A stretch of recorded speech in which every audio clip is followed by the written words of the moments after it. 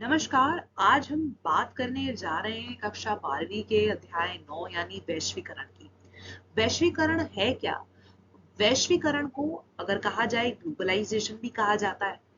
इस अध्याय में हम बात करेंगे वैश्वीकरण से कुछ जरूरी बातों का और किस तरीके से वैश्वीकरण का प्रभाव विश्व के सभी राज्यों पर देखने को मिलता है। चाहे वह भारत हो या कोई और देश हो, वैश्वीकरण ने एक रेवोल्यूशन मात्र सभी देशों में एक तरीके से अपनी उपस्थिति के होने का एक प्रमाण दिया है। तो वैश्वीकरण किन किन तरीके से हम जानेंगे, हम बात करेंगे किस तरीके से वैश्वीकरण के कारण रहे हैं और क्या वैश्वीकरण हमेशा सकारात्मक रूप में ही देखा जाता है। तो चर्चा शुरू करते हैं। तो सबसे पहले अगर हम बात करें कि वैश्वीकरण की अवधारणा के बारे में, तो आप देखेंगे कि कितने लोग आज के समय में कॉल सेंटर में काम करते हैं। वहीं पे आप देखेंगे कि किस तरीके से जो हमारी रुचि है वो सिर्फ हमारे देश तक ही सीमित नहीं, बल्कि हमारी रुचि जो है बाकी चीजों में भी बनती जा रही है। कई ऐसे टीवी चैनल्स हैं, कई ऐसे सीरियल्स हैं, सीरीज हैं जो कि देखते हैं। और ये जो है ग्लोबलाइज वर्ल्ड की जब हम बात करते हैं, किस तरीके से हम अपने घर में रह के हम ये सभी चीजों की जानकारी रखते हैं, तो ये वैश्वीकरण की हम बात करें तो एक तरीके से ये हमारी लाइफ का एक बहुत ही इंपॉर्टेंट पार्ट है। तो जब भी हम बात करते हैं वैश्वीकरण की यानी ग्लोबलाइजेशन की, तो देखिए जैसे कि उदाहरण के तौर पे हम बात करें बारबी डॉल की, तो बारबी डॉल है क्या? जब भी किसी छोटे बच्चे का जन्मदिन होता है या कुछ होता है तो हम ऐसे खिलौने मंगाते हैं, तो ये खिलौने जरूरी नहीं कि भारत में ही प्रोड्यूस करे जा रहे हैं। हो सकता है ये खिलौने बाहर कहीं प्रोड्यूस किए जा रहे हैं और वो हमारे देश में इंपोर्ट किए जा रहे हैं। तो ग्लोबलाइजेशन की जब हम बात करते हैं, इस पहलू को समझते हैं कि वैश्वीकरण कहीं ना कहीं हमसे काफी तरीके से जुड़ा हुआ है। देखिए, जैसे कि फसल के मारे जाने से कुछ किसानों ने आत्महत्या कर ली और इन किसानों ने एक बहुराष्ट्रीय कंपनी से बड़े महंगे बीज खरीदे थे। तो ये अगर बात करें तो ये एक नेगेटिव इम्पैक्ट में माना जाएगा। वहीं पे यूरोप स्थिति एक बड़ी और अपनी प्रतियोगी कंपनी को एक भारतीय कंपनी ने खरीद दिया, जबकि खरीदी गई जो कंपनी है वो कंपनी के मालिक इस खरीदारी का विरोध कर रहे थे। तो अनेक खुदरा दुकानदारों को भय है कि अगर कुछ बड़ा अंतरराष्ट्रीय कंपनियों ने देश में खुदरा दुकानों की अपनी श्रृंखला खोल ली तो उनकी रोजी रोटी जाती रहेगी। ये भी एक ग्लोबलाइजेशन का नेगेटिव इम्पैक्ट है।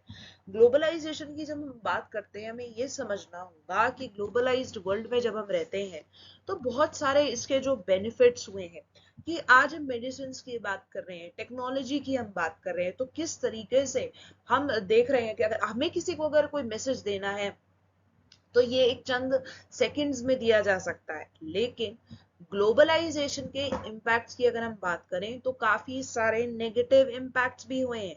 वहीं पे कि जैसे कि हम बात करें, जैसे कि ये दो उदाहरणों की हम बात करें, अगर डोमेस्टिक मार्केट में फॉरेन गुड्स यानी फॉरेन में प्रोड्यूस किए गए सामान आ जाएंगे, तो जो हमारे देश के जो डोमेस्टिक प्रोड्यूसर्स हैं उनके लिए एक बहुत बड़ा चिंताजनक विषय बन सकता है। तो ये उदाहरण हमें बताते हैं कि वैश्वीकरण हर अर्थ में सकारात्मक नहीं है। तो कहीं ना कहीं आप देखेंगे कि हर चीज के पॉजिटिव और नेगेटिव इम्पैक्ट जुड़े हुए हैं इस टर्म ग्लोबलाइजेशन से। लेकिन ग्लोबलाइज्ड वर्ल्ड में रह के भारत ने अगर हम बात करें तो काफी कुछ मुकाम इस समय हासिल किए हैं। और जब भी आप ग्लोबलाइजेशन के बारे में बात करते हैं तो आप बात करेंगे किस तरीके से पॉलिटिकल, इकोनॉमिक और कल्चरल यानी राजनीतिक, आर्थिक और सांस्कृतिक अवतार में किस तरीके से इस ग्लोबलाइजेशन ने यानी वैश्वीकरण ने एक इम्पैक्ट देशों पर छोड़ा है। वहीं पर जब हम बात करते हैं वैश्वीकरण के कारणों की और उसी के साथ साथ प्रौद्योगिकी यानी इंडस्ट्रियलाइजेशन का वैश्वीकरण पर बहुत ही बड़ा प्रभाव पड़ा है। देखिए, वैश्वीकरण क्या है? वैश्वीकरण विचार, पूंजी, वस्तु और लोगों की आवाजाही से जुड़ी परिघटना है। तो शायद ये पूछना संगत नहीं होगा कि इस परिघटना में क्या कुछ ऐसी नई बात हो रही है। तो अगर इन चार तरह के प्रभावों की ही बात है तो फिर वैश्वीकरण मानव इतिहास के अधिकांश समय जारी रहा है। बहरहाल जो लोग तर्क देते हैं कि समकालीन वैश्वीकरण के साथ जुड़े कुछ खास बात है, तो ये ध्यान दिलाते हैं कि ये नई बात इन प्रभावों की गति और उनके प्रसार का धरातल है। तो ये दोनों बातें मौजूदा वैश्वीकरण को काफी तरीके से अनूठा बनाती हैं और वैश्वीकरण का एक मजबूत ऐतिहासिक आधार है। इसके लिए जरूरी है कि हम इन प्रभावों को इतिहास के संदर्भ में रखें। तो वैश्वीकरण की जो शुरुआत है किस तरीके से हुई है, यानी प्रौद्योगिकी इंडस्ट्रियलाइजेशन की जब हम बात करते हैं, तो टेलीग्राम, टेलीफोन, माइक्रोचिप का जो इन्वेंशन हुआ है, ये सबसे बड़ी बात है वैश्वीकरण के लिए। शुरू शुरू में जब छपाई की तकनीक आई थी तो उसने राष्ट्रवाद की जो आधारशिला एक तरीके से रखी, और इस तरह आज हम ये अपेक्षा कर सकते हैं कि प्रौद्योगिकी का प्रभाव हमारे सोचने के तरीके पर पड़ रहा है। हम अपने बारे में जिस ढंग से सोचते हैं और इस सामूहिक जीवन के बारे में जिस तर्ज पर सोचते हैं, तो प्रौद्योगिकी का इस पर काफी तरीके से असर पड़ रहा है। तो विचार, पूंजी, वस्तु और लोगों की विश्व के विभिन्न भागों में आवाजाही की आसानी इंडस्ट्रियलाइजेशन यानी प्रौद्योगिकी में हुई तरक्की के कारण संभव हो पाई है। तो इन प्रभावों की गति में काफी अंतर हो सकता है, लेकिन उदाहरण के तौर पे अगर आप बात करें विश्व के विभिन्न भागों के बीच पूंजी और वस्तु की गतिशीलता लोगों की आवाजाही की तुलना में ज्यादा तेज और व्यापक हो चुकी है। तो बहरहाल संचार साधनों की तरक्की और उनकी उपलब्धता मात्र से वैश्वीकरण की जो अस्तित्व में आया है ऐसी बात नहीं है, लेकिन यहाँ जरूरी बात यह है कि विश्व के विभिन्न भागों के लोग अब समझ रहे हैं कि वे आपस में जुड़े हुए हैं। आज हम इस बात को लेकर सजग हैं कि विश्व के एक हिस्से में घटने वाली घटना का प्रभाव विश्व के दूसरे हिस्से में भी पड़ता है। और हम देख रहे हैं कि अगर उदाहरण के तौर पे बात करें यूक्रेन और रशिया की, जिस तरीके से जो ये वर्ल्ड वॉर एक तरीके से छिड़ने वाली थी और जिस तरीके से जो ये युद्ध हुआ, तो किसी तरीके से अगर हम बात करें जो चर्चा है कि देखिए फूड सिक्योरिटी जो एक नया मुद्दा बन के आ रहा है, क्योंकि यूक्रेन व्हीट और राइस का सबसे बड़ा एक्सपोर्टर निकल के आया है। तो ऐसे में जब युद्ध छिड़ा तो वहां पर जो है देखा जाएगा, यानी ट्रेड के माध्यम से जब हम बात करते हैं, तो वहां पे काफी जो साउथ अफ्रीकन देश है उन पर एक काफी बड़ा प्रभाव देखने को मिला है। तो यहाँ पे ये जानना समझना जरूरी होगा कि जब भी हम तरक्की की बात कर रहे हैं, वैश्वीकरण में तरक्की की बात कर रहे हैं, तो जो रूट्स हैं, इसके रूट्स जाते हैं प्रौद्योगिकी यानी इंडस्ट्रियलाइजेशन से। वहीं पे जब हम बात करते हैं वैश्वीकरण के राजनीतिक प्रभावों की, तो पहला जो सबसे बड़ा प्रभाव आ रहा है कि सरकार पर, सरकार की ताकत में कमी आ रही है। जिस तरीके के समय में हम जी रहे हैं, इंटरकनेक्टेड हैं सभी देश एक दूसरे से, विचारधाराएं हैं, एक ग्लोबल प्लेटफॉर्म बन चुके हैं, स्टेजेस बन चुके हैं जहां पे जो है सरकार आकर आपस में जो विचार अपने एक दूसरे को प्रकट करती है। लेकिन जो सबसे बड़ी यहाँ पे बात है कि अगर कोई भी सरकार कोई डिसीजन ले रही है, चाहे वो डिसीजन कैसा भी हो, ऐसा नहीं है कि उसका प्रभाव बाकी देशों पर नहीं पड़ने वाला है। तो ये जानना यहाँ पे बहुत जरूरी होगा कि बाजार, आर्थिक और सामाजिक प्राथमिकताओं को महत्व देना भी एक जो है यहाँ पे बहुत ज्यादा हो रहा है। और वैश्वीकरण के राजनीतिक प्रभाव का सबसे ज्यादा असर सरकार के लोक कल्याणकारी कामों पर पड़ रहा है। राज्य और कुछ मुख्य काम होते हैं कि जैसे कि अगर हम बात करें कि अपने आप को किस तरीके से सीमा में रखना है, कानून की व्यवस्था की और हम बात करें, और बात करें किस तरीके से नागरिकों की सुरक्षा को ध्यान रखना है, तो काफी राजनीतिक प्रभाव यहाँ पे देखने को मिल रहे हैं। सभी देशों पर इसका काफी असर पड़ रहा है। जो मुख्य चीज यहाँ पे आ रही है वो ये है कि हम जिस समय में रह रहे हैं, अगर हम रिसोर्सेस की बात करें, देखिए विश्व में जितने भी जो चीजें हैं, वो जो भी पदार्थ है, तो वो एक लिमिटेड ही मात्रा में, और अगर हमें जीना है, हमें डेवलपमेंट करनी है, तो दूसरे देशों पर उसके लिए निर्भर रहना पड़ सकता है।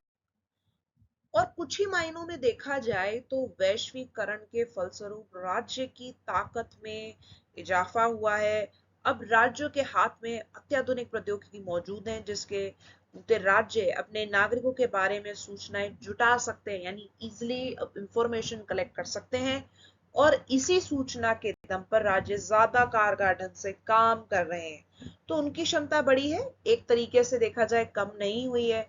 और इस प्रकार नई प्रौद्योगिकी के परिमाण स्वरूप राज्य अब पहले से ज्यादा ताकतवर बन रहे हैं। वहीं पे हम बात करें आर्थिक प्रभावों की, तो इकोनॉमिकल टर्म्स में वैश्वीकरण के बारे में बात की जाए तो बहुत ही ज्यादा देखने को मिलेगा कि ग्लोबलाइजेशन की बात की जाती है तो कहीं ना कहीं इकोनॉमिक इम्पैक्ट पर भी ध्यान देना होगा। तो वैश्वीकरण के आर्थिक पहलू के बारे में सब कुछ भले ही नहीं जाना जा सके, लेकिन ये कहा जा सकता है कि ग्लोबलाइजेशन की जब हम बात करते हैं, वो लेकर जारी बहसों का एक बड़ा हिस्सा बन रहा है ये मुद्दा। एक पक्ष ये कहता है कि आर्थिक वैश्वीकरण को कैसे परिभाषित किया जाए, और जैसे ही आर्थिक वैश्वीकरण का उल्लेख होता है, हमारा ध्यान जो सबसे पहले जाता है वो है अंतरराष्ट्रीय मुद्रा कोष और विश्व व्यापार संगठन जैसी जो अंतरराष्ट्रीय संस्थाएं, और साथ ही विश्व भर में आर्थिक जो नीतियां हैं उनके बारे में। तो वैश्वीकरण को इतने सख्त नजर से नहीं देखना चाहिए। लेकिन देखिए, अगर हम बात करें आर्थिक वैश्वीकरण की, तो आपको ये ध्यान रखना होगा, अगर उदाहरण के तौर पे मैं भारत का उदाहरण लेती हूँ, इंडिया का उदाहरण लेती हूँ, तो ग्लोबलाइजेशन के कारण भारत में क्या क्या इंपैक्ट है। देखिए, पॉजिटिव टर्म्स में अगर देखें 1990 के दशक से जैसे ही ग्लोबलाइजेशन की स्टार्ट हुई, तो भारत में पॉजिटिव इंपैक्ट काफी हद तक हुए हैं, जहां पे ग्लोबलाइजेशन के कारण भारत में भारत में ही देखा गया कि सर्विस सेक्टर ने एक नया आसमान छुआ। वहीं पे आर्थिक स्थिति, मिडिल क्लास की डेवलपमेंट, ये पॉजिटिव्स में आ जाएंगे। वहीं पे जब हम बात करते हैं नेगेटिव्स की, यानी क्या नेगेटिव रहा, नेगेटिव में समझना होगा कि ग्लोबलाइजेशन हमेशा पॉजिटिव नहीं है। इकोनॉमिकल टर्म्स में ये भी देखा गया है कि जो डोमेस्टिक प्रोड्यूसर हैं उनके लिए एक बहुत बड़ी चुनौती आ रही है फॉरेन मार्केट से। तो दुनिया के विभिन्न देशों के बीच जो है आर्थिक एक डिफरेंस है, और ये जो आर्थिक डिफरेंस देखने को मिल रहा है, इकोनॉमिक डिफरेंस देखने को मिल रहा है, ग्लोबलाइजेशन की वजह से माना जा रहा है कि और ज्यादा बड़ा है। तो वस्तुओं के जो व्यापार में एक तरीके से काफी इजाफा हुआ है, लोग एक दूसरे से बहुत ज्यादा कनेक्टेड हो गए हैं। अलग अलग देश अपने यहाँ होने वाले आयात पर प्रतिबंध लगाते थे, लेकिन अब ये प्रतिबंध कम हो गए हैं। ठीक इसी तरह दुनिया भर में पूंजी की आवाजाही पर अब कहीं कम प्रतिबंध है। तो व्यवहारिक धरातल पर इसका अर्थ ये हुआ है कि धनी देश के निवेशकर्ता अपना धन अपने देश की जगह कहीं और निवेश कर सकते हैं, खासकर विकासशील देशों में जहां उन्हें ज्यादा मुनाफा होगा। वहीं पर वैश्वीकरण के चलते विचारों के सामने राष्ट्र की सीमाओं की बाधा नहीं रही है, उनका प्रवाह अबाध हो उठा है। इंटरनेट और कंप्यूटर की जब हम बात करते हैं, तो उससे जुड़ी सेवाएं हमें मिल रही हैं, कुछ भी अगर हमें इंफॉर्मेशन चाहिए वो मिल रही है। लेकिन वैश्वीकरण के कारण जिस सीमा तक वस्तु एवं पूंजी का प्रवाह बढ़ा है, उस सीमा तक लोगों की आवाजाही नहीं बढ़ सकी है। और बात करें वैश्वीकरण के परिमाणों पर, अगर हम थोड़ा सा ध्यान लगाएं, तो यहाँ पे भी ये सोचना होगा कि पॉजिटिव नेगेटिव दोनों ही चीजें हुई हैं। आप अगर देखिए इकोनॉमिक इम्पैक्ट में, तो जहां देशों को इम्पैक्ट की बात करी जा रही है, देखिए फर्स्ट वर्ल्ड कंट्रीज की हम बात करते हैं, यानी पहली दुनिया, दूसरी दुनिया, तीसरी दुनिया, यानी second world, third world countries की, तो तीनों पर जो उसका इम्पैक्ट पड़ा है वो काफी ज्यादा अलग है। आप नहीं कह सकते कि जो इम्पैक्ट पहली दुनिया के देशों पे पड़ा है वही जो इम्पैक्ट है दूसरी दुनिया के देशों पे पड़ा है, या तीसरी दुनिया के देशों पे पड़ा है। तो हम देखेंगे कि अब जो इस समय आर्थिक वैश्वीकरण की प्रक्रियाओं के समर्थकों का ये तर्क है कि इससे समृद्धि बढ़ती है, और खुलेपन के कारण ज्यादा से ज्यादा आबादी का खुशहाली बढ़ रही है, और व्यापार की बढ़ती से हर देश को अपने बेहतर जो कर दिखाने का मौका मिल रहा है, इससे पूरी दुनिया में फायदा होगा, यानी सभी की जो इनकम जनरेशन हो रही है, तो पूरे विश्व में इसका फायदा देखा जा रहा है। अब बात करें सांस्कृतिक प्रभाव की, यानी कल्चरल इम्पैक्ट की।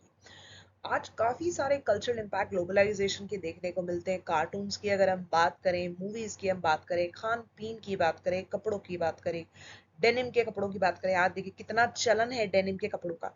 तो पूरे ग्लोबल वर्ल्ड में एक तरीके से जो ग्लोबलाइजेशन की लहर शुरू हुई, सबका जो सांस्कृतिक अगर हम बात करें तो इम्पैक्ट पड़ा है। यहाँ पे भी समझना ये जरूरी है कि ये जो इम्पैक्ट है पॉजिटिव और नेगेटिव टर्म्स में देखा जाना चाहिए। पॉजिटिव टर्म्स की अगर हम बात करें, हम एक दूसरे से कल्चरली काफी कनेक्ट हुए हैं, तो ये जो कनेक्शन है सभी देशों के बीच में बहुत ज्यादा बड़ा है।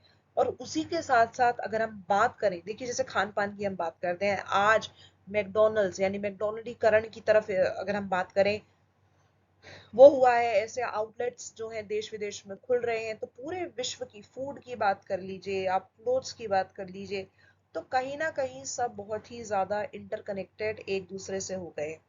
वहीं पे नेगेटिव टर्म्स में अगर बात की जाए तो ऐसा भी माना जा रहा है कि ग्लोबलाइजेशन के चलते लोग अपनी सभ्यता को यानी अपनी संस्कृति को भूलते जा रहे हैं। तो ये एक तरीके से नकारात्मक तरीके से देखना होगा। अगर हम बात करें एमबीए की डिग्री की, तो एमबीए की जो डिग्री है उसका जो उत्पन्न हुआ है वो अमेरिका से हुआ है, ठीक है। तो अब कितने लोग विश्व में एमबीए की डिग्री को जानते हैं और करते हैं। तो ग्लोबलाइज वर्ल्ड में हर सेक्टर में, आप एजुकेशन की बात कीजिए, पॉलिटिक्स की बात कीजिए, फूड की बात कीजिए, क्लोथ्स की बात कीजिए, कपड़ों की बात कीजिए, हर जगह देखने को मिल रहा है। लेकिन इसके इम्पैक्ट भी अगर बात की जाए तो नेगेटिव और पॉजिटिव टर्म्स में हो रहे हैं। साथ ही में अगर बात करें वैश्वीकरण के प्रतिरोध को लेकर भारत की क्या प्रक्रिया है, भारत के क्या अनुभव रहे हैं। वैश्वीकरण का दौर 1990 से शुरू हुआ और भारत के लिए बहुत ही बड़ा एक समय रहा जब भारत ने अपने सर्विस सेक्टर को एक नए मुकाम दिए। आज भारत में बैंगलोर जैसे, गुड़गांव जैसे जो साइबर हब बन चुके हैं, ये वैश्वीकरण का ही नतीजा है।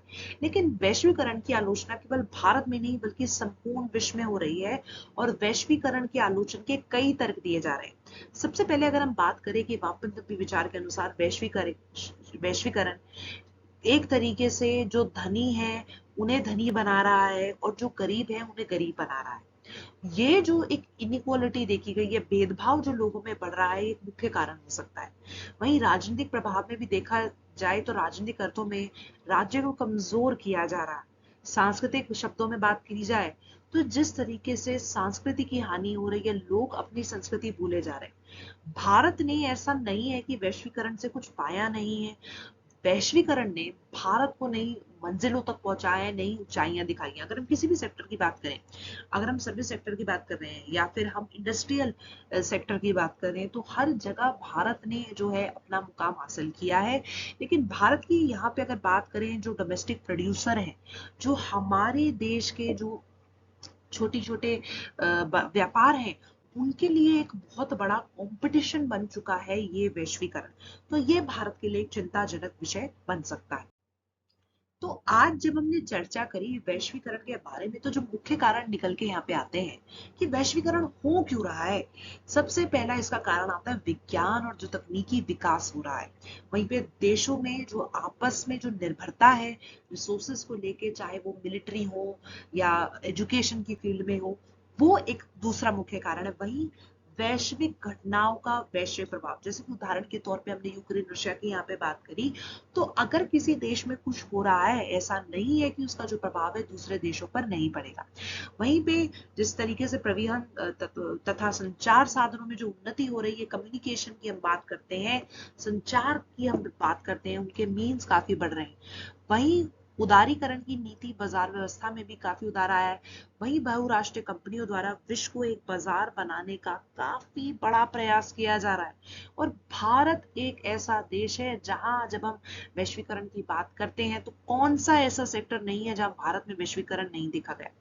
मेडिकल की अगर हम बात करें, मेडिकल फील्ड्स में जिस तरीके से बढ़ रहे हैं, हम आधुनिक दौर में जी रहे हैं, जिस तरीके से ये सब हो रहा है, विज्ञान एक तरीके से बढ़ रहा है, कोविड 19 की वैक्सीन की बात कर लीजिए, तो कई ऐसे मुख्य उदाहरण यहाँ पे दिए जा सकते हैं जो ये बता सकें कि वैश्वीकरण सभी देशों को किसी हद तक प्रभावित करता है।